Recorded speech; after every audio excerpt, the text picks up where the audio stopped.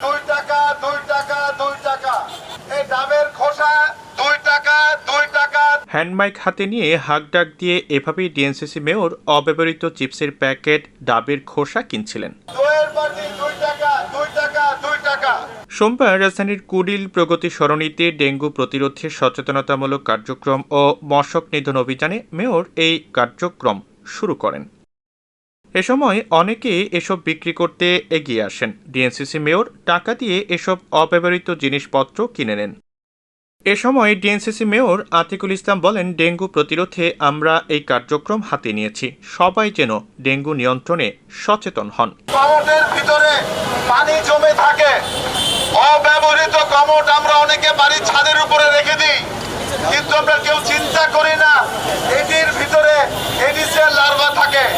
এই কমোড যদি কেউ আপনারা দেন, অব্যবহৃত কমোড, একটি কমোডের জন্য 100 টাকা 100 টাকা 100 টাকা। অর্থাৎ আমরা মনে করি আজকে যারা আছেন, আমি আপনাদের সবাইকে বলবো আপনারা এগিয়ে আসতে হবে, নগরবাসীকে এগিয়ে আসতে হবে, এলাকার গণ্যমান্য ব্যক্তিদেরকে এগিয়ে আসতে হবে, মুরব্বীদেরকে এগিয়ে আসতে হবে। মাদ্রাসায়, মসজিদে আমাদের ইমাম সাহেব যারা আছেন, খতিবরা যারা আছেন, জুম্মার সময় আপনাদেরকে বলতে হবে আমরা যেন কোনো জায়গায় পরিত্যক্তভাবে ডাবের খোসা, চিপসের প্যাকেট, কমোড, টায়ার।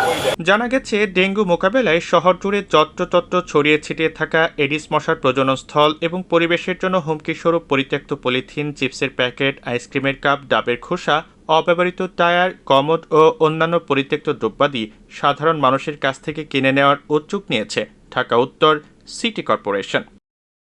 প্রতিটি ওয়ার্ডে কাউন্সিলরের কার্যালয়ে গিয়ে যে কেউ এসব পরিত্যক্ত দ্রব্যাদি জমা দিয়ে নগদ অর্থ সংগ্রহ করতে পারবে।